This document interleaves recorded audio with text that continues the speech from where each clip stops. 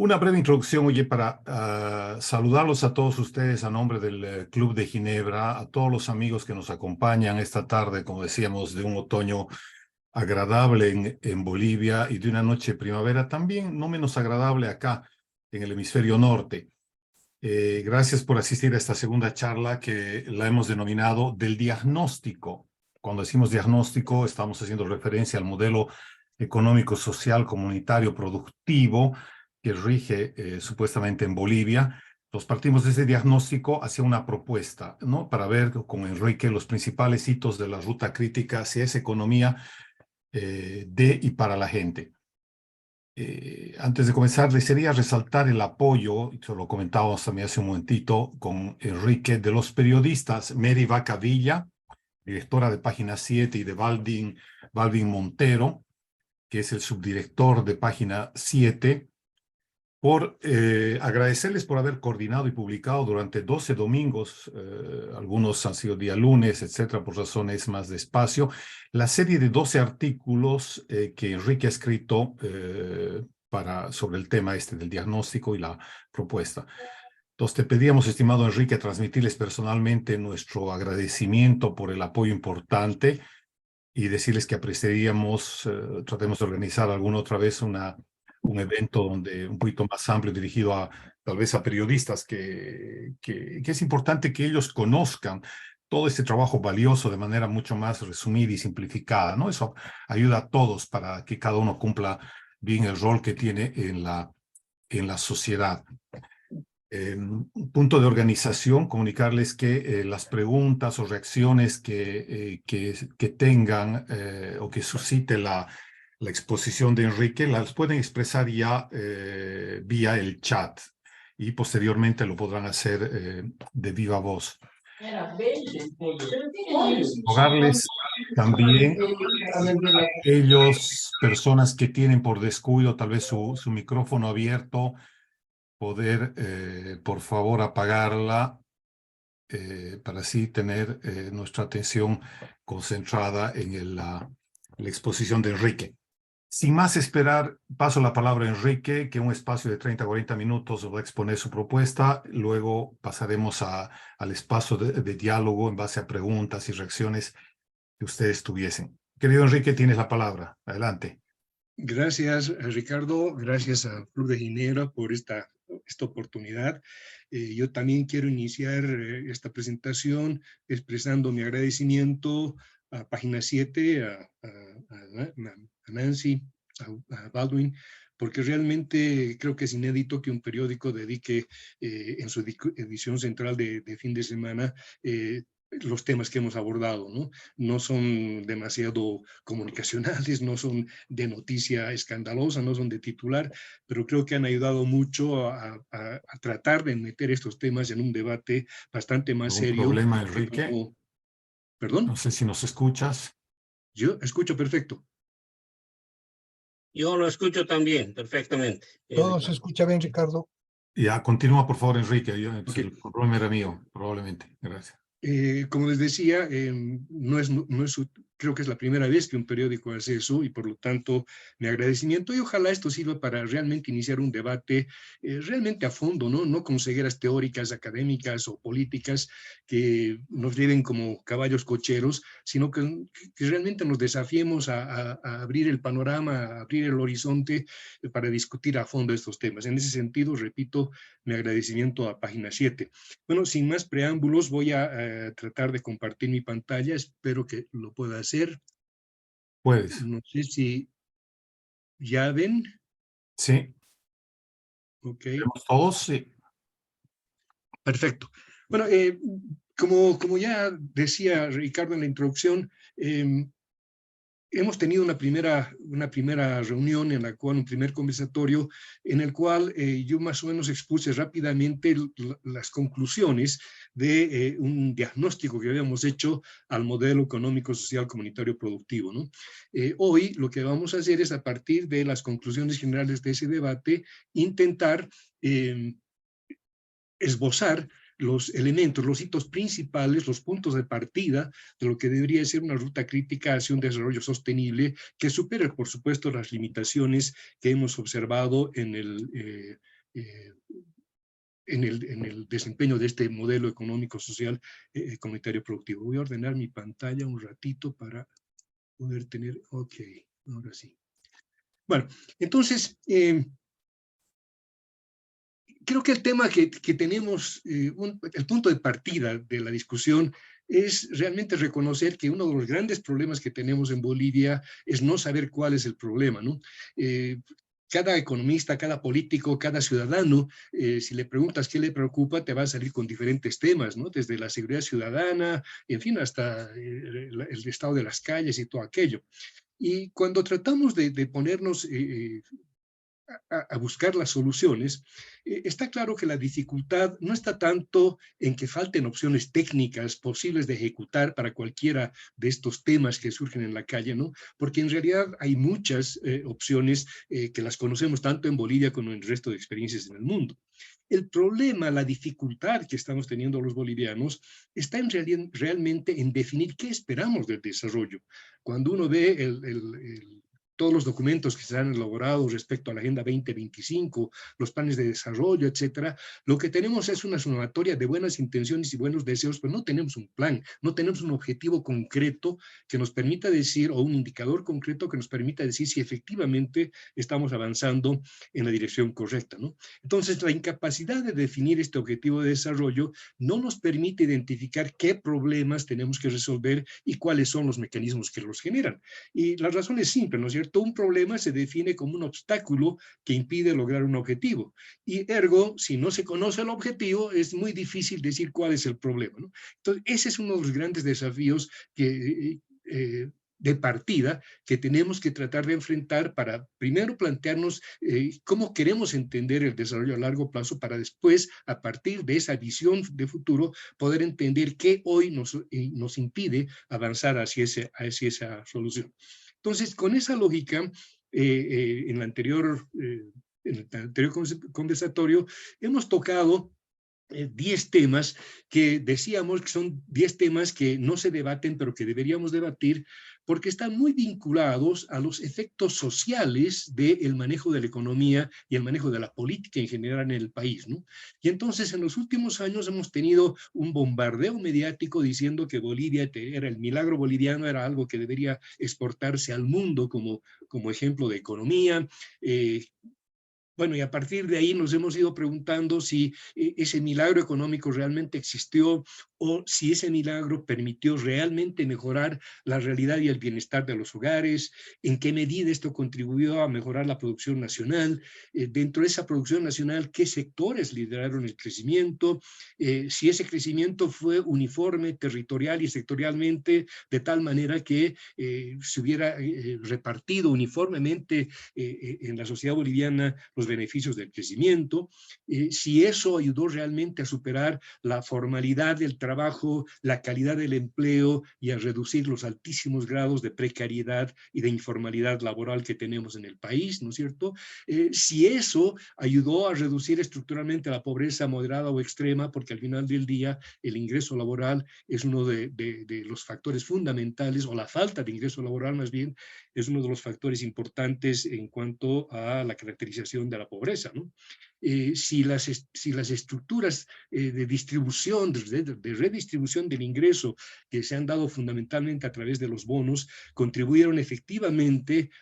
y eficientemente a redistribuir la riqueza que se estaba generando en el área extractiva de la economía.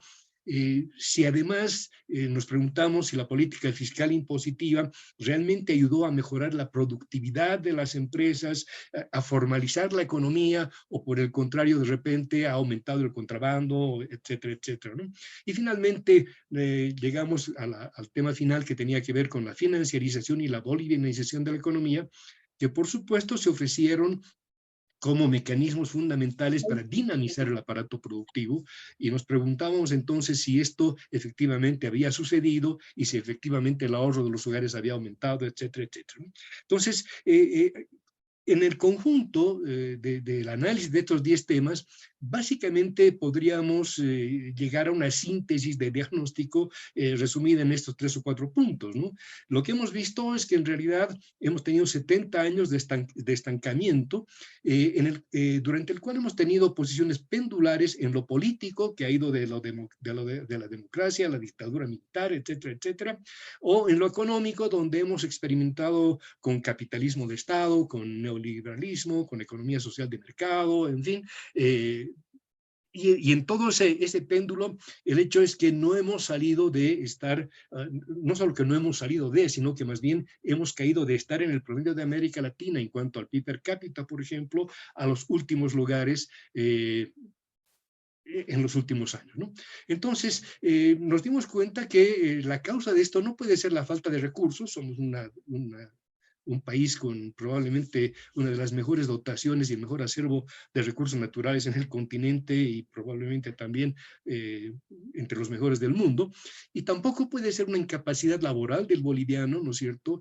Porque cuando el boliviano sale de Bolivia, se va a Buenos Aires, a París o a Berlín, normalmente trabaja duro, pero le va bien. Entonces tenemos que llegar a la conclusión de que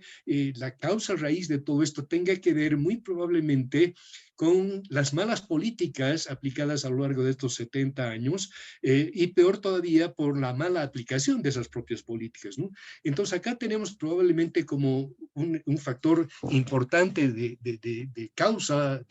raíz de todo esto, la incompetencia de los políticos, no de todos por supuesto, pero en general de la clase política que ha ido llevando al país a la situación en la que actualmente estamos, ¿no? Entonces, los efectos sociales de todo este mal manejo están velados al común del ciudadano, porque todos los gobiernos eternamente a través del discurso político y de su propia que su ensalzamiento, han ido ocultando todo esto de tal manera que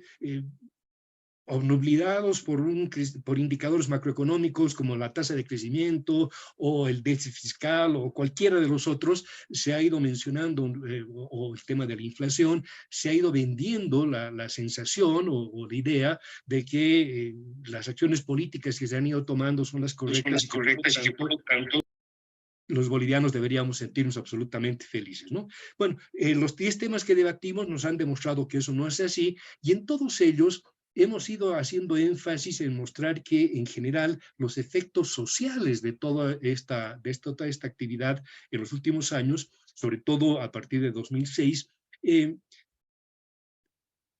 se reflejan o se originan fundamentalmente en la persistencia del modelo extractivista, por un lado, y por otro lado, en el hecho de que ese modelo extractivista tiene mucho que ver con el alto grado de pobreza en Bolivia, que está muy vinculado a la precariedad y a la cada vez creciente informalidad del empleo, ¿no? Y entonces, si uno se pone a ver estos datos y hace un pequeño ejercicio, como dicen en back of en el envelope, ¿no es cierto?, en la parte trasera de un sobre, y calcula qué pasaría si Bolivia, en vez de estar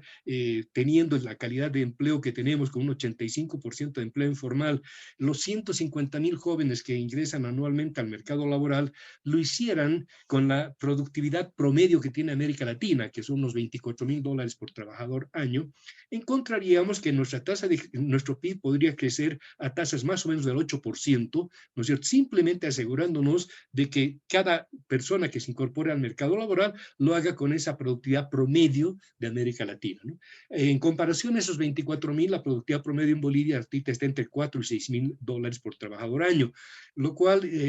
repito,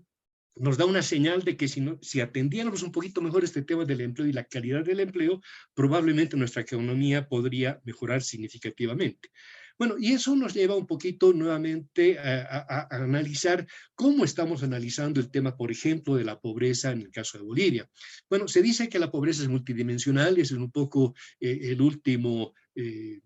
mantra que viene de los organismos internacionales. En Bolivia, CERLA ha hecho un trabajo interesante de ver cómo efectivamente esta pobreza multidimensional afecta a los bolivianos.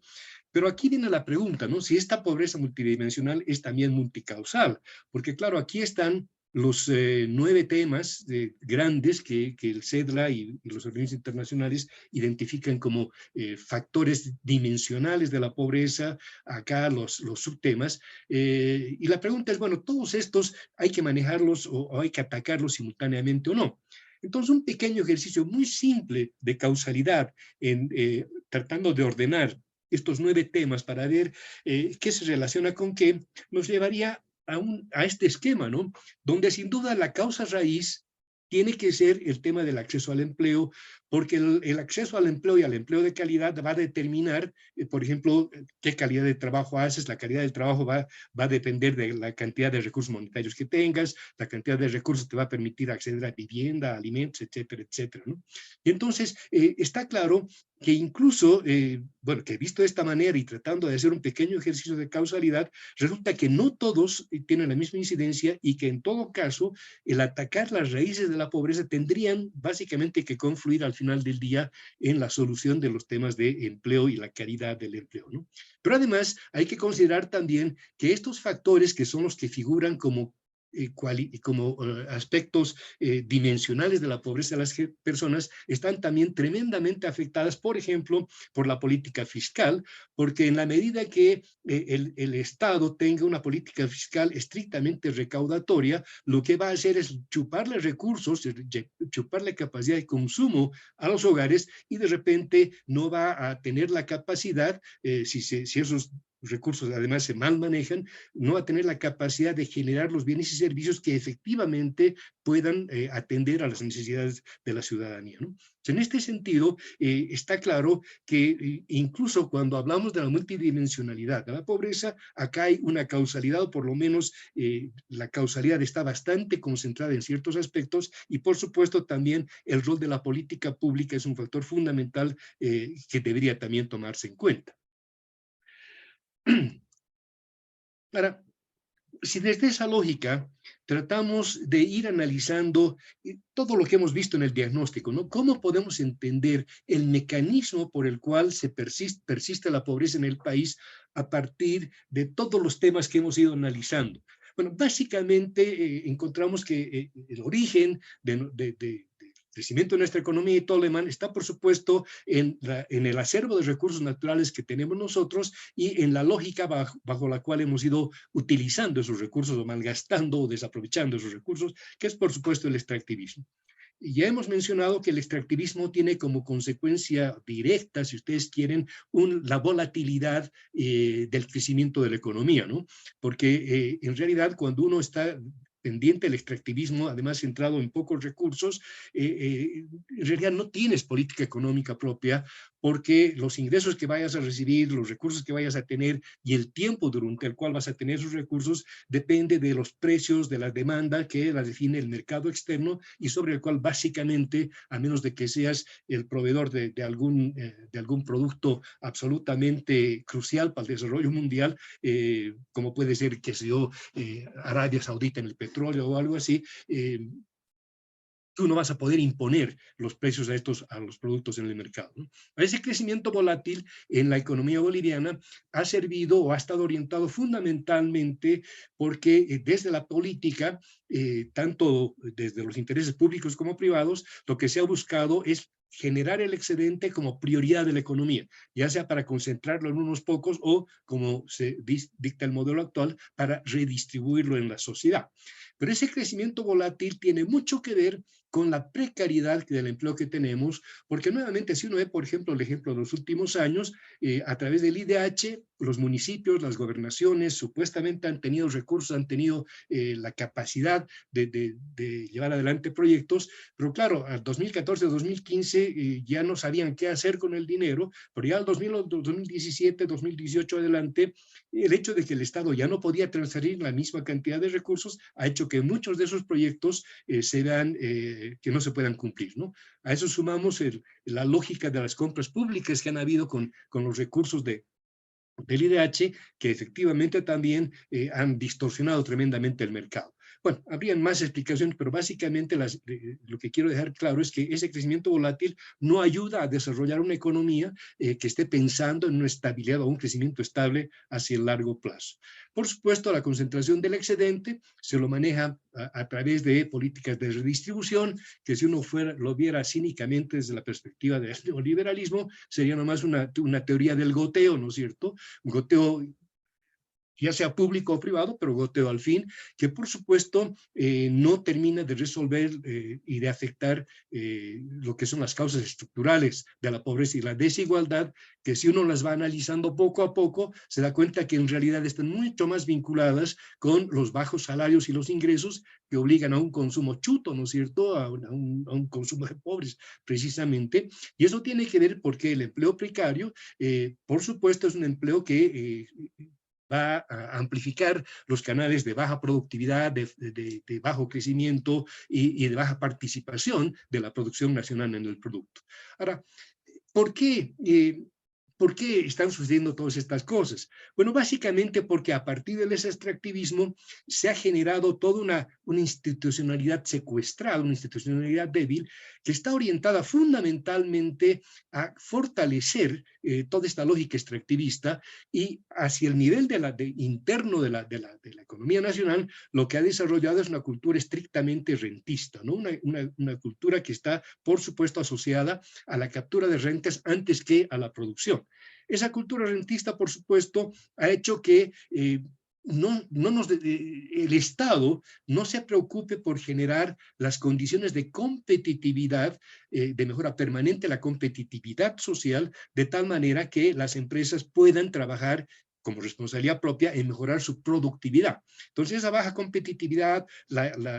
temas legales, etcétera, etcétera, han hecho que las empresas pues tengan que conformarse con condiciones adversas que no alientan a las inversiones o a las condiciones de mejora de la productividad, y esa baja productividad ha hecho que tampoco puedan defender su mercado interno con productos que compitan efectivamente con lo que pueda venir del exterior. Como consecuencia total, todo esto configura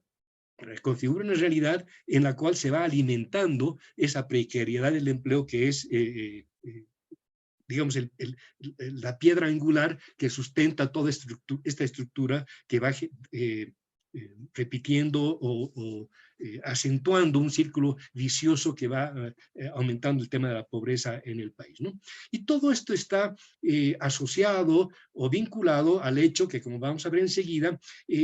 desde la política se concibe siempre a la economía, es decir, al desarrollo o al crecimiento de la economía, como totalmente dependiente de factores tales como el precio, la cantidad o las inversiones vinculadas fundamentalmente a lo que son las materias primas, ¿no? Una visión de la economía centrada también en apoyo al tema del extractivismo, que no ve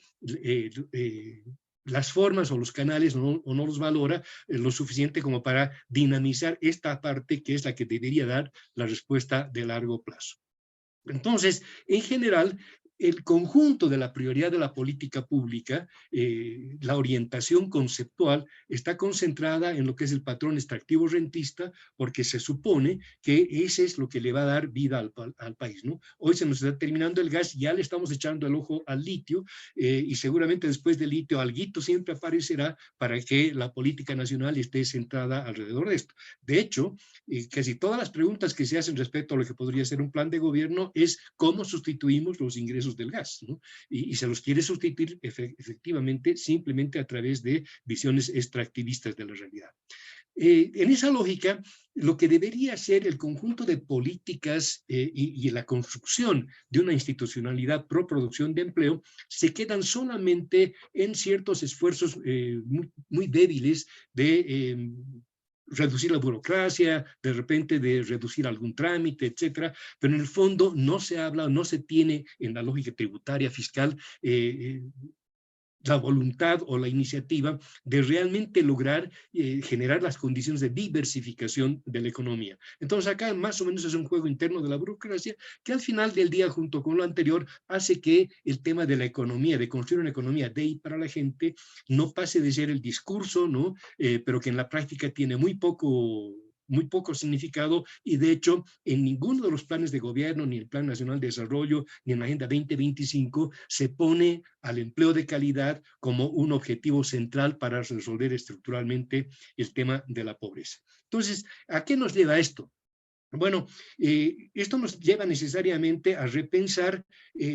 esa lógica economicista o por lo menos política de ver la economía como que absolutamente vinculada al extractivismo y a partir de eso vinculada estrictamente al capital. Habría que verla de otra manera, porque si no cambiamos ese chip de cómo vemos la economía, difícilmente vamos a encontrar o vamos a ubicar los mecanismos o las tareas que tendríamos que hacer para superar la situación actual, ¿no? Entonces, según la economía, y aquí no quiero molestar a nadie con demasiadas ecuaciones, pero basta decir que allá por los años 50, un doctor Solow, un profesor Solow, diseñó un esquema en el cual él vinculaba que el PIB, el crecimiento del PIB, o el PIB en realidad se podía calcular a través de lo que era el aporte del capital, el aporte del trabajo, y algo que después se llamó la productividad total de los factores, ya que a partir de esta ecuación básicamente uno podría estimar y proyectar el PIB, ¿no? Bueno, Solow mismo dijo que este no era el objetivo cuando recibía el premio Nobel, reconoció que ese no era el propósito de esto, nunca fue su propósito hacer este tipo de cosas, pero la idea es que esta ecuación es muy fácil para manejarla matemáticamente, es muy simpática para hacer muchas simulaciones, etcétera, y se ha quedado como, digamos, la expresión matemática de lo que es el PIB, y se le da, por supuesto, tremenda relevancia o valor a esta ecuación en muchos ámbitos. Pero el uso de esta ecuación se dice, bueno, en realidad, si uno está midiendo el PIB de año en año, la productividad total, que depende de muchos factores como la educación, etcétera, etcétera, no varían significativamente, son casi constantes, y también la fuerza laboral no varía mucho de año en año. Entonces se ha quedado como tradición el asumir que el crecimiento del producto, bueno, la Y es yield, en inglés, que es el producto, podemos asociarlo directamente simplemente al aumento de la inversión, a la inversión de capital, ¿no? Y entonces de aquí es que los gobiernos proyectan su crecimiento del PIB en función de cuánto van a invertir este año. Y ese ha sido prácticamente lo que ha estado haciendo el gobierno durante los muchos años, ¿no? Pero está claro que esto no es suficiente porque toda la literatura te va demostrando que esta aproximación no es definitivamente una regla, no es una ley de la gravedad, ni mucho menos, ¿no? Y entonces nosotros hemos ido viendo cómo podemos pensar en una economía, en una forma de leer la economía que esté mucho más vinculada con el tema de lo que es la remuneración al trabajo, el nivel del empleo, etcétera, etcétera, que son los indicadores que nos preocupan desde la perspectiva de una economía que realmente responda a las necesidades de la sociedad. Entonces, una mirada no ortodoxa al PIB, y que por ortodoxa no quiere decir que no sea cierta, es absolutamente cierta, de hecho es mucho más cierta que esta, pero que lamentablemente la economía y los economistas hace años que tratan de no verla así. Bueno, la productividad, el PIB no es otra cosa que el valor agregado, ¿no? El PIB es el valor agregado es el PIB menos los impuestos, o sea, el PIB a precios básicos que se llama. Pero el valor agregado no es más que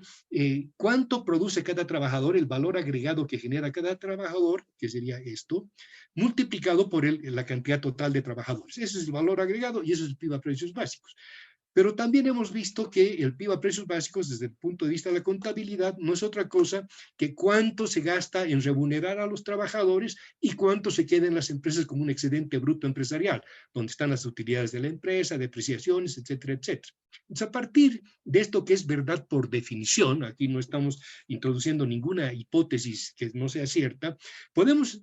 pensar en una forma diferente de ver o de medir el crecimiento, ¿no? Y ese nivel, y eso lo podemos hacer a partir de esta sencilla relación en la cual medimos el nivel salarial en una empresa. ¿Cuál es el salario promedio en una empresa? Bueno, el salario promedio de una empresa es cuánto vale la planilla, cuánto se paga seguros,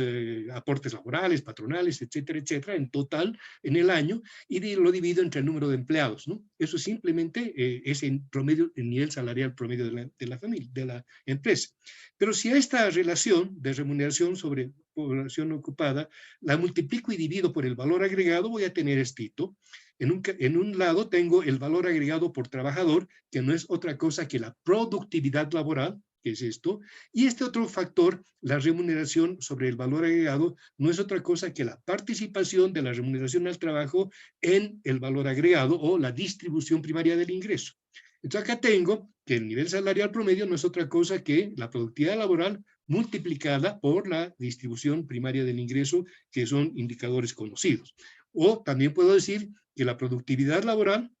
es simplemente el nivel salarial dividido por la distribución primaria del ingreso. Y a partir de esto, con un poquito de aritmética, llegamos a la conclusión de que sin ningún supuesto en absoluto, sino con absoluta certeza, el crecimiento del PIB va a ser igual al crecimiento de la población ocupada, más al crecimiento del nivel salarial, más al crecimiento del inverso de la distribución primaria del ingreso, ¿no? Entonces, esta función obviamente no lo vamos a mostrar ahora, pero podemos mostrar en alguna otra oportunidad cómo se aplica, por ejemplo, a la economía norteamericana, donde hay todas las series desde 1929, y está claro que esta expresión explica muchísimo mejor que lo que ha ido pasando en la economía de Estados Unidos desde 1929 hasta el presente. Pero lo voy a dejar ahí simplemente para mencionar que podemos ver el PIB en función ya no de supuestos o de factores que no conocemos. La productividad total de los factores nadie la conoce, el efecto real del capital en inversión en el producto tampoco se lo conoce exactamente, etcétera, etcétera. En cambio, en esta todo es conocido. Pero entonces, si vemos por este lado, entonces podemos imaginarnos que esta relación que habitualmente se aplica para estimar el crecimiento de la economía, que repito, simplemente más invierto, más crece mi PIB, ¿no? Bueno, esta relación simplista, simple, tiene muchas limitaciones conceptuales, ¿no? Te lleva a muchas preguntas. Es decir, si yo me pongo a pensar, ok, actualmente estamos asumiendo cuánto va a crecer la economía simplemente por cuánto invertimos. Y lo comparo esto con lo que son la contabilidad, las cuentas del gasto en la economía, ¿no? Que es el gasto en consumo total del Estado, del gobierno y de los hogares, la inversión y lo que es el saldo macro, o sea, básicamente el saldo comercial, exportaciones menos importaciones. Esto es el PIB desde las cuentas nacionales. ¿Cuánto crece la inversión? ¿Cuánto crece el consumo? ¿Cuánto crece la inversión? ¿Cuál es el saldo comercial? Eso nos dice cuánto crece el PIB. Pero claramente cuando yo veo las cuentas nacionales, encuentro que la inversión es solamente, en el mejor de los casos, un 10% del PIB normalmente, ¿no? El consumo es de lejos el componente más alto del PIB. La inversión, repito, está entre 10, digamos, 20% o máximo, y el saldo comercial alrededor del 2-3%. Entonces yo digo, es difícil imaginarnos que esta relación que se utiliza normalmente para imaginarnos el crecimiento, pueda predecir todo esto significando solamente el 10% en cuanto al gasto. Y de ahí que nos imaginamos qué pasa si aplicamos la relación que habíamos visto hace un instante, en el cual claramente podemos ver que la inversión va a tener sentido en la medida que genere empleo, en la medida que ese empleo se traduzca en ingresos laborales, en la medida que ese ingreso laboral esté vinculado a la productividad, y todo eso termine siendo o termine incrementando la capacidad de consumo, ¿no? Entonces, esta forma de ver, cambiar el chip conceptual, salir de esto para mirar la economía mucho más desde la perspectiva social, nos permite pensar en formas alternativas o en los pasos alternativos que tendríamos que ir dando para que efectivamente el crecimiento de la economía se refleje en bienestar, y ese bienestar mismo sea el que retroalimente el crecimiento de la economía, ¿no? Entonces, a partir de eso, ¿cómo podemos el cuadro, el esquema anterior al que habíamos llegado, ¿no? De interpretar lo que pasaba en función de estos vínculos y estas relaciones, habíamos llegado a este punto? Bueno, ¿qué pasa si este mismo esquema lo repensamos, pero desde la perspectiva ahora de que podemos entender el PIB como el aumento del empleo y el aumento de la productividad del trabajo? Si entendemos por este lado, claramente lo primero que tiene que cambiar, si efectivamente queremos que esto funcione, lo que tiene que cambiar de inicio es que la calidad del empleo tiene que mejorar y tiene que aumentar la productividad. Si eso sucede, lo que vamos a hacer es vamos a aumentar el salario, vamos a mejorar el salario, vamos a mejorar la distribución primaria del ingreso, y esto significa que al aumentar la remuneración del trabajo, mejora la equidad social y, por supuesto, el valor agregado tiene que necesariamente aumentar para que podamos mejorar el salario, ¿no? Pero por otro lado, esta mejora en el salario, en el ingreso de los hogares, por supuesto que va a incidir directamente en uno de los grandes problemas que tenemos hoy, que es la baja capacidad de consumo en el mercado interno, lo cual impide que realmente se desarrollen nuevas inversiones, ¿no? Entonces, todo eso, todos esos problemas que teníamos, tienen que traducirse en otro esquema en el cual, a partir de una cultura productiva, diseñemos o construyamos una estructura de competitividad social. Ojo, la competitividad social es el conjunto de políticas sociales, laborales, económicas, ambientales, legales, etcétera, que permiten a las empresas mejorar su productividad, permanentemente su productividad, ¿no? Entonces, en un contexto de competitividad sistémica, claramente se generarían las condiciones para que las empresas mejoren su productividad, y eso, por supuesto, les permitiría entrar a mercados más dinámicos, ¿no? O, viéndolo alternativamente, si logramos recuperar nuestro mercado interno a través de una mayor demanda, necesariamente esto va a inducir a que las empresas mejoren su productividad. Esto va a obligar al Estado a que mejore su competitividad, y, por supuesto, esto va a acentuar, a consolidar la cultura productiva, ¿no? Entonces, eso nos permitiría crear valor, diversificar la producción,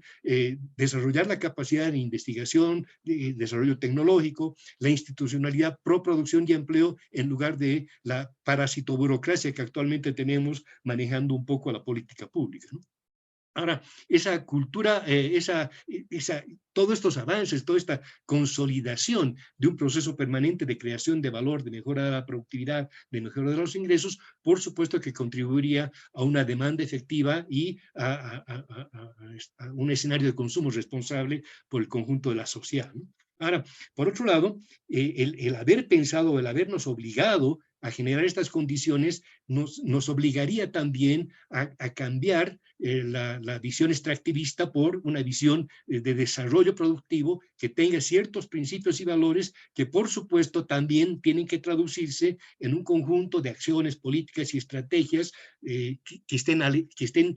orientados por este objetivo final, pero por otro lado, también atendiendo a cómo traducir el extractivismo en un desarrollo productivo efectivo que realmente utilice los recursos naturales desde la perspectiva de contribuir a esto y no solamente desde la mirada estrictamente extractivista, ¿no? Y eso, por supuesto, es cambiar esa lógica. Implicaría cambiar la lógica del crecimiento mismo, que si está sustentado en un empleo digno y productivo, necesariamente va a ser un crecimiento mucho más estable, mucho más inclusivo que el que se podía lograr a través de lo que era el extractivismo. Y ese cambio, por supuesto, de esta mirada va a hacer que ya no veamos simplemente al conjunto de recursos naturales, sino que veamos al medio ambiente como parte de un proceso de largo plazo, y que la utilización adecuada del medio ambiente con el crecimiento inclusivo, por supuesto, nos van a dar una estructura de crecimiento con distribución natural a través del trabajo de calidad, etcétera, etcétera. Y finalmente todo esto nos va a permitir como Estado tener la capacidad y los recursos para garantizar los bienes y servicios públicos ofrecidos a la sociedad con calidad y oportunidad, lo cual le da una viabilidad social al proceso, ¿no? La sostenibilidad económica se da en este ámbito. Entonces, esto parecería ser una especie de buenos deseos nuevamente, pero efectivamente cuando uno ve las relaciones de causalidad, encuentra que sin duda lo que les he descrito o algo muy cercano a aquello va a ser necesario para tratar de salir del pozo en el que estamos actualmente. Pero aquí falta un actor fundamental en todo este proceso, en una realidad como la boliviana, y tiene que ver con el tema de las autonomías. Dado la naturaleza de nuestra burocracia pública, dada la naturaleza del presidencialismo que tenemos en el país, si no rompemos ese centralismo secante, nunca vamos a resolver estos temas, porque al final del día, la creación de empleo no se hace en la Plaza Murillo, ¿no? Como ya lo he dicho un montón de veces, si Sorata necesita empleo, Sorata tiene que resolver su tema del empleo, y Yacuiba lo mismo, ¿no? Entonces necesitamos realmente liberar la capacidad productiva de la gente a través, por supuesto, de reglas claras y de objetivos precisos. Por lo tanto, las economías tienen que jugar un rol fundamental, no solamente como actores para diseño de políticas y de coordinación de la aplicación de las políticas, sino también como actores fundamentales en la administración del Estado y en la administración de todos estos canales que requerimos desarrollar de tal manera que efectivamente vayamos cumpliendo los objetivos que nos planteamos en estos esquemas, ¿no? Entonces, en esta lógica, si llegásemos a este esquema, está claro que todo lo que ha sido el extractivismo que antes dominaba y controlaba los objetivos, las acciones en general de la política pública, ahora deberían reducirse a proyectos estratégicos, ¿no es cierto? Ya no al extractivismo como tal, sino a proyectos que utilicen adecuadamente los recursos, pero desde esa perspectiva que no te distorsionen el conjunto de la economía, sino que sean más bien la base efectiva para el desarrollo productivo que se persigue, ¿no? Y para eso, por supuesto, que el contexto diversificador tiene que jugar un rol mucho más importante, porque ese contexto diversificador es el que tiene que ir construyendo y renovando permanentemente los valores productivos inicialmente, pero también generando los valores sociales que nos permitan o que obliguen al Estado y a la sociedad a mejorar permanentemente su competitividad, de manera que también desafíen permanentemente a las empresas e inviten a las empresas a mejorar su productividad para acceder permanentemente y de manera altamente competitiva en los mercados, ¿no? Y todo eso, por supuesto, con el objetivo de que la economía esté básicamente concentrada en la base, en el trabajo humano, como la base del crecimiento, del desarrollo de la economía, pero también al hogar, a la familia y al futuro de la familia, como los destinatarios directos y finales de los beneficios del crecimiento. Entonces, esto significa cambiar radicalmente la forma que hemos ido imaginándonos el tema de la economía y, por supuesto, poner esto en marcha significa varias cosas que vamos a resumir muy rápidamente en los siguientes aspectos. Pero inicialmente, algo que había mencionado que tenemos que hacer es reconstruir el tema de las autonomías, porque lo que hemos hecho hasta ahora, básicamente a un fracasado e ineficiente manejo sectorializado del gobierno central, donde el Ministerio de Economía no se habla con el de planificación, no se habla con el del trabajo, etcétera, que es algo que siempre ha existido, sobre todo cuando han habido cuotas de diferentes partidos en los diferentes ministerios, pero que se ha acentuado tremendamente actualmente, ¿no? Lo que hemos hecho con las autonomías, básicamente, ha sido cortar el elefante y tratar de generar otros elefantitos, pero que tienen la misma lógica sectorializada, y más aún que por la complejidad que tiene toda la distribución de las competencias autonómicas, han hecho que, por ejemplo, en el tema de la pandemia, alguien compre vacunas, pero no había el hospital, o si había el hospital y las vacunas no había el médico, lo mismo vemos en educación. Entonces, realmente, lo único que se ha hecho acá es aumentar la burocracia local, pero no se han buscado soluciones estructurales a lo que necesitamos, ¿no? Entonces, es absurdo pretender que estas autonomías funcionen cuando en realidad tenemos gobiernos autónomos que son totalmente dependientes de transferencias desde del nivel central. Y por lo tanto no hay ningún desafío para estas burocracias departamentales, municipales, indígenas, para desafiarse a sí mismas a generar sus propios recursos. Siempre están esperando recursos del nivel central. Pero bueno, es una discusión adicional. Bueno, a lo que tenemos que salir y lo que este planteamiento supone es superar que es ese chauchite de recursos y esas autonomías hacia una lógica en la cual, guiados por este objetivo, tengamos una especie, al empleo digno como una columna vertebral de políticas, pero desde la perspectiva de la creación local de valor agregado, con empleo sostenible, productivo, etcétera, al cual, a esa estructura central, se vean orientadas, ¿no?, sometidas las políticas de salud, agraria, educación, recursos naturales, comercio exterior, etcétera, etcétera, de tal forma que realmente, teniendo este objetivo central, podamos tener la flexibilidad de permanentemente adecuar estas políticas para lograr los máximos resultados en esa perspectiva, ¿no? Entonces, este es un desafío fundamental, repito, porque desde el nivel central, con las distorsiones que actualmente tenemos, es difícil imaginarse que podamos poner en marcha un proceso real de desarrollo sostenido a largo plazo, ¿no? Entonces, dentro de esto, si entramos ya al punteo de lo que tendremos que hacer, sin duda es inescapable, como punto de partida, que tenemos que superar conceptual, política y operativamente el extractivismo rentista. Tenemos que posicionar al empleo digno como una fuente de la riqueza y a la gente como la beneficiaria directa y final del crecimiento, y a olvidarnos de los mecanismos de redistribución. Acá la única distribución directa del ingreso es aquella que equilibra la capacidad de producción con la capacidad de consumo de la gente, ¿no? Y es a partir de ese equilibrio básico que tenemos que pensar en la distribución, en el salario base, en el salario como base. Y a partir de esa lógica, perdón, tenemos que construir una institucionalidad fundamental con base en transparencia, eficiencia y pertinencia. Esto ya lo sabemos. Está claro que si no se ataca el tema del poder judicial, la política fiscal, laboral, comercial, etcétera, etcétera, no vamos a poder avanzar. El poder electoral, ir a una elección en el 2025 con el padrón que tenemos y sin realmente reglas de juego claras, tampoco sería posiblemente muy positivo, valga la redundancia, si no cambiamos el Estado autonómico para reconfigurar estructuras, competencias y relaciones, tampoco vamos a tener la capacidad administrativa para un proceso estructural de desarrollo, ¿no? Pero claramente, no podemos hacer esto porque esto va a tomar mucho tiempo. Bueno, lo que tenemos que hacer es iniciar esto sin duda, pero también tener la capacidad de acuerdos políticos y de propuestas técnicas que nos vayan diciendo en cada uno de estos ámbitos qué es lo primero que hay que hacer, ¿no? En el tema judicial, por ejemplo, ¿dónde tenemos que atacar de manera que esa decisión que vayamos a tomar en ese ámbito tenga el mayor impacto posible en lo que queremos? Creación de producción, creación de empleo, alta productividad, alta capacidad productiva, diversificación económica, etcétera, etcétera. Lo mismo en el tema autonómico, por ejemplo, en los temas de diálogo y concertación social, cómo tenemos que orientar, cómo privilegiar aquello, repito,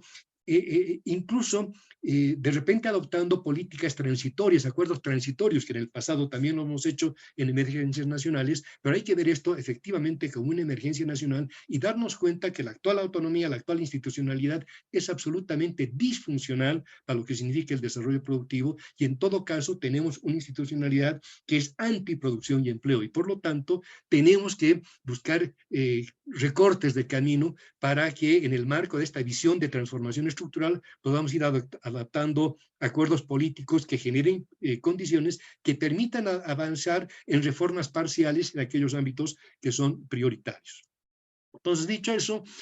¿cómo tendríamos que iniciar la construcción de una economía de y para la gente? Por supuesto, promoviendo esa visión productiva nacional, departamental y local. O sea, el desarrollo no es un tema, repito, de la Plaza Murillo, es un desafío del país y un desafío de cualquier comunidad en el país. Y por lo tanto, la gente tiene que verse como parte de la solución y no solamente como parte receptora de lo que podría ser la limosna estatal, la limosna pública, ¿no? Entonces, necesitamos que esa visión de desarrollo productiva nos permita medir y valorar el desempeño ya no solamente económico, sino político en función de la calidad social de la economía, ¿no? Es decir, vamos a calificar a un gobernante en la medida de cuánto bien le hace a la sociedad y no de cuán bonito habla o cuántos logros puede tener en otros ámbitos, ¿no? Y eso significa que necesitamos adoptar, por supuesto, metas específicas, pero también muy claramente enmarcadas en el tiempo para los indicadores relevantes al desarrollo que aspiramos, ¿no? Como puede ser la calidad del empleo, la distribución primaria del ingreso, la productividad, el valor agregado, en fin, aquellos indicadores que efectivamente nos permitan tener la capacidad de hacer un seguimiento lo más preciso posible respecto a que si vamos en la dirección correcta o no en este ámbito, ¿no? Y por supuesto, esto no se puede hacer, repito, simplemente desde el Palacio de Gobierno. Necesitamos establecer mecanismos muy claros de concertación para ver,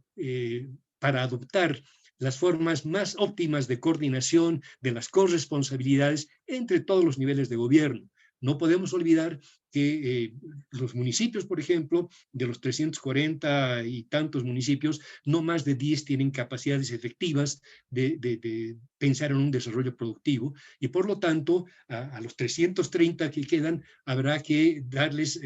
las condiciones adecuadas o la asistencia adecuada para ir trabajando, pero ya no desde esa lógica de que la autonomía significa que el Estado te da plata, sino ir pensando que ahora cada comunidad tiene que pensar, o el conjunto de comunidades, pensar en proyectos que les permitan ir generando sus propios recursos para eventualmente repagar lo que vayamos gastando de estos fondos centrales y que vienen del extractivismo, para ir reponiendo esos fondos a partir del desarrollo de las propias capacidades desde lo local de generación de ingresos propios, ¿no? Entonces, nuevamente acá, digamos, es un desafío bastante complejo que tiene que ser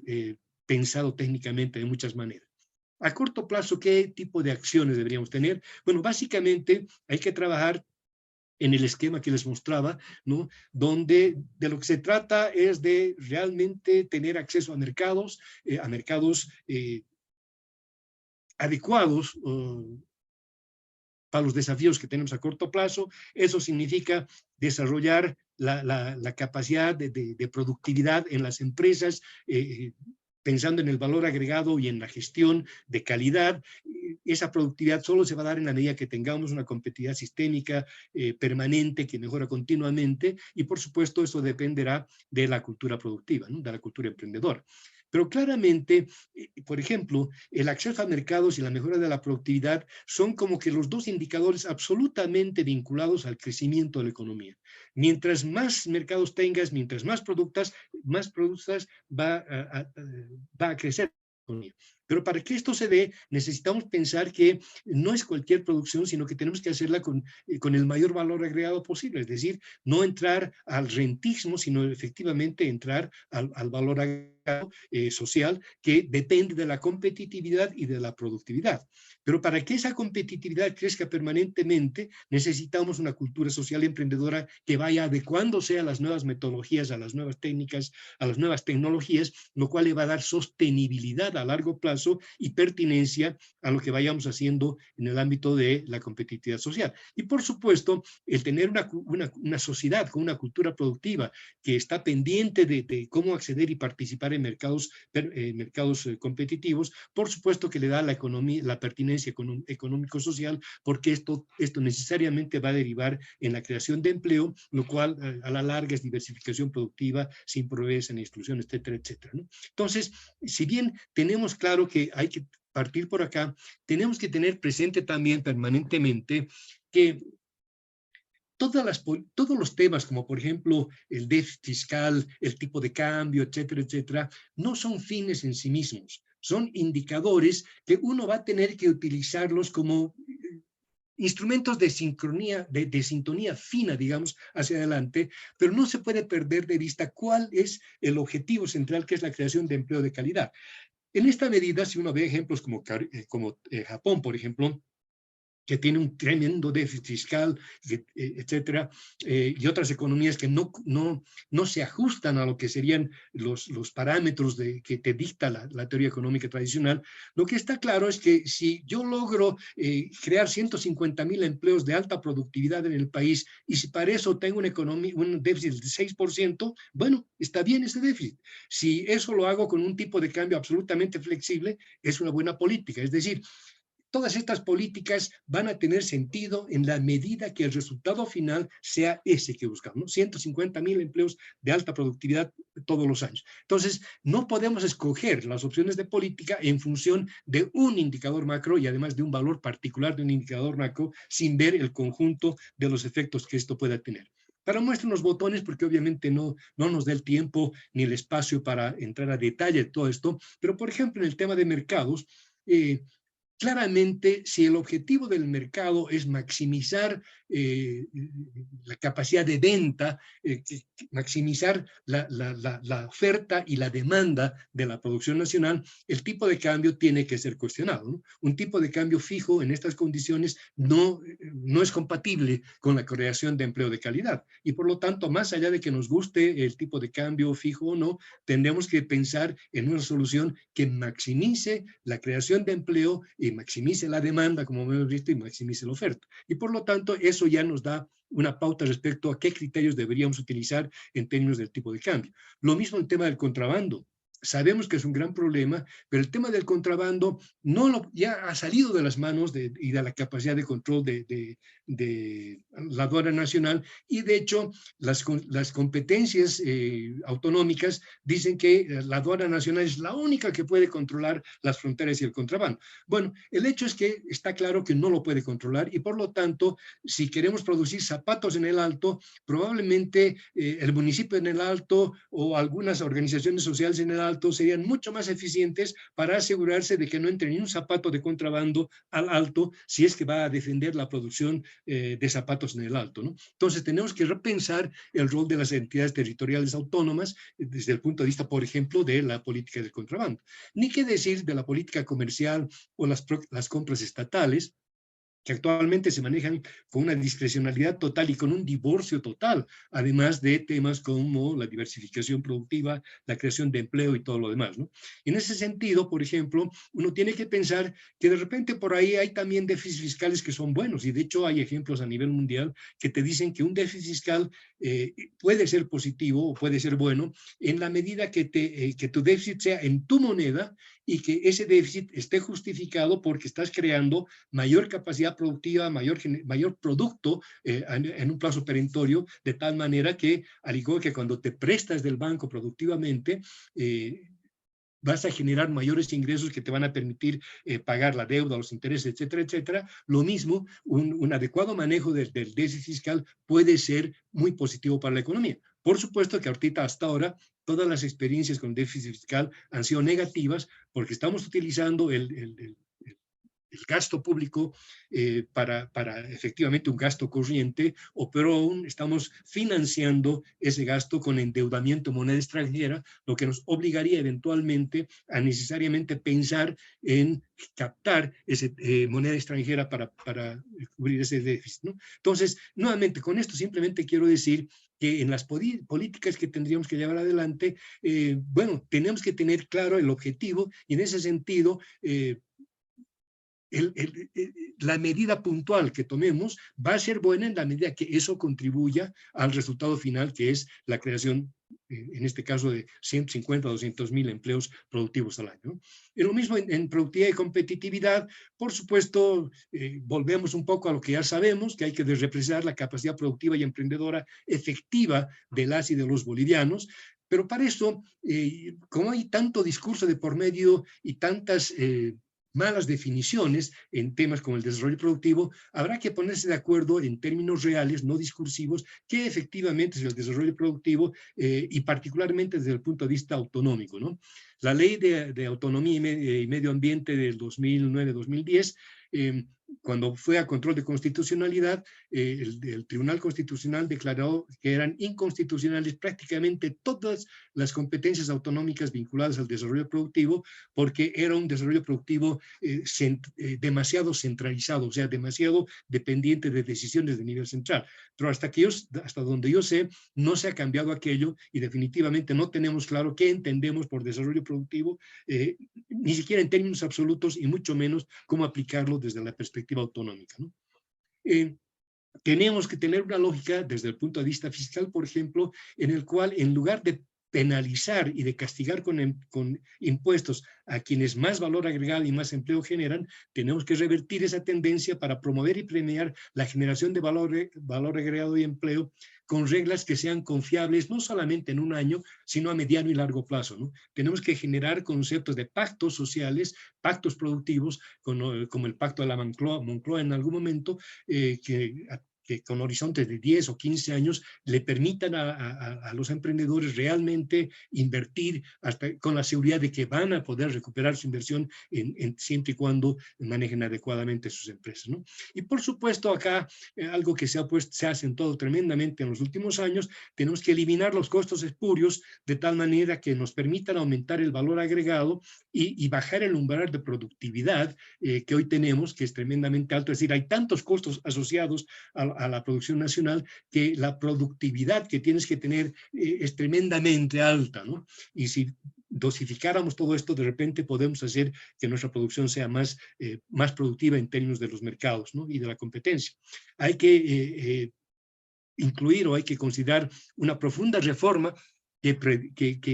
privilegie la equidad contributiva y la promoción productiva. Ya se ha hablado mucho de los grandes sectores que no pagan impuestos, mientras que la producción nacional tiene un gravamen neto de alrededor del 35%. El vino boliviano, por ejemplo, entre ICE, IVA y todo lo demás, tiene un gravamen de alrededor de 35-40% respecto al vino chileno o al argentino, ¿no? Eliminar las metas y criterios exclusivamente dirigidos a la recaudación fiscal. No es ningún mérito para el presidente de aduana decir todos los años que ha superado la meta de recaudación en un X% cuando sabemos que esa recaudación va directamente al gasto, ¿no? Bueno, y para ir cerrando, fundamentalmente hay que pensar, y bueno,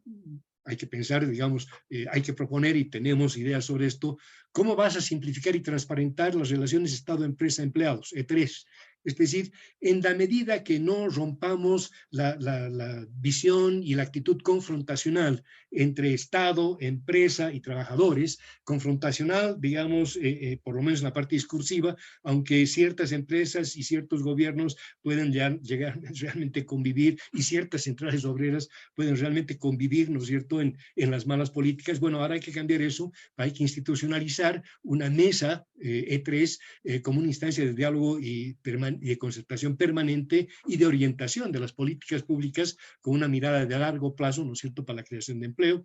Por supuesto, tenemos que volver a repensar y volver al tema que ya lo hemos hablado hace 40 años, de desregular, desburocratizar y descentralizar la creación y registro y operación y cierre de organizaciones económicas de todo tipo, ¿no? Es decir, no puede ser que tengas que venir al CEPREC a La Paz para crear una empresa o que el CEPREC tenga una tarifa que simplemente se justifica para transferirle recursos al TGN. O sea, ya en la burocracia, si hace 40 años habíamos diagnosticado muchos problemas, hoy esos problemas nos muestran que hemos retrocedido por lo menos 50 años, ¿no? De hecho, yo creo que por la experiencia que he tenido estos últimos días con algunos trámites, es ya tremendamente peligrosa el control que está teniendo el Estado sobre los ciudadanos a partir del tipo de información que está captando vía lo que son notarías, en fin, bueno, se me van de la mente todas las cosas que uno tiene que hacer, pero es increíble cómo te van captando información y cómo te van canalizando, de tal manera que yo creo que hay una tremenda intromisión en lo que es la vida privada de las personas y de las empresas, que ya es peligrosa. Entonces acá la tecnología, el gobierno electrónico se está usando en contra del ciudadano, ¿no?, en lugar de ayudarlo. Impuestos Nacionales te manda una intimación por WhatsApp, pero tú no puedes contestar por WhatsApp, tienes que ir a perder tu tiempo a Impuestos Nacionales. Bueno, y por supuesto de recuperar el mercado interno, eliminando